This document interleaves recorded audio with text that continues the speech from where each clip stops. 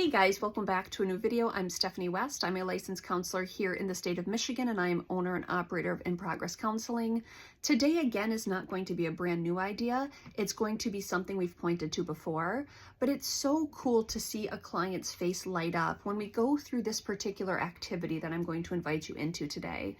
And that is asking them to picture, conjure up, tell me about an ideal. So like, what is the perfect day or the perfect experience or the perfect physique, the perfect vacation, the perfect job? And often they will, share some sort of big idea. And then in the very next breath, they're like, yeah, but it'll never happen. And so we'll talk about actually how important that ideal is. Because what an ideal does is, first, it tells us about ourselves. And second, it invites us into something. And so an analogy I'll often use with clients is I particularly enjoy weightlifting.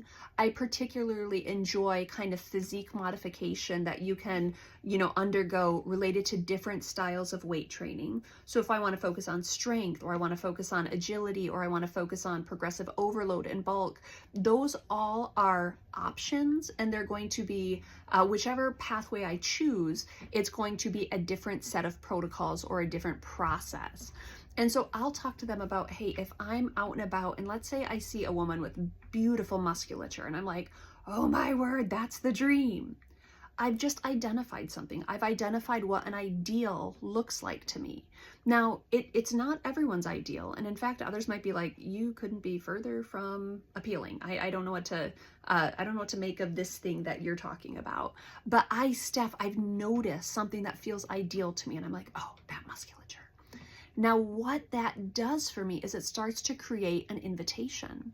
It's like, okay, so I admire this musculature. I need to get curious about what might that process look like for me. So if it is more of a lean musculature, is there a lean set of protocols? Could I do, some Pilates, some lengthening and strengthening, some, lower weights at higher reps to get the lean musculature? Well, yeah, I have a pathway now, because I've identified an ideal and I've started to say like, ooh, is that what you want? Do you want to go for it? And if I decide I want to go for it, I start to create the pathway. Now, will I ever look like that random human that I admired? Likely not.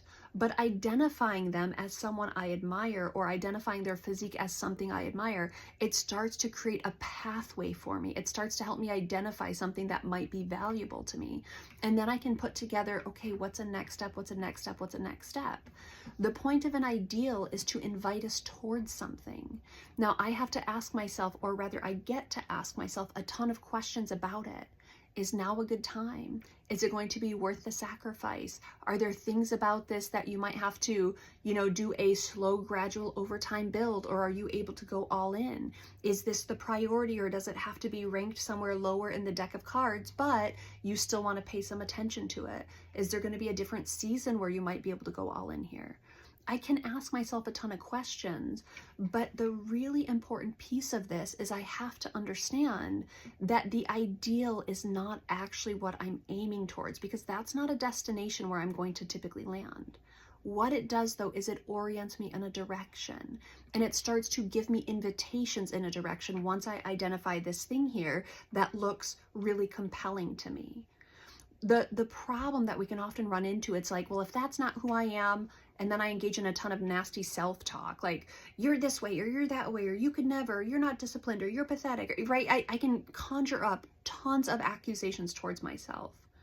But the goal of looking at an ideal, the ideal house, the ideal social life, the ideal, education, the ideal relationship, ideals point us towards something. And we live in reality. There's a real side, a real implication to this ideal, or to pursuing the ideal. And so we get to ask ourselves questions. Is it important to me? What can I give this now? How do I go all in if that's where I'm at? What guides and supports do I need? If I don't land there, is it still cool to enjoy the journey? And if that one's not the case, if I have to land here or I self-punish, we've got some work to do. Because the ideal points us in a direction. It's not a place we would typically land.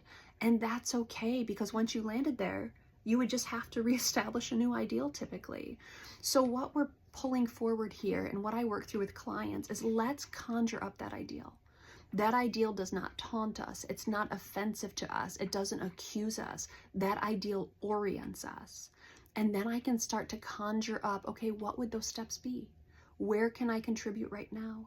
Where over time might I need to pull in, whether it's sacrifice or support or more intentional effort?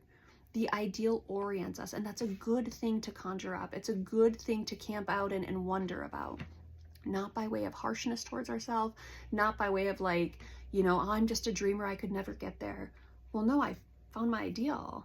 Now, what would it take to start moving me in that direction?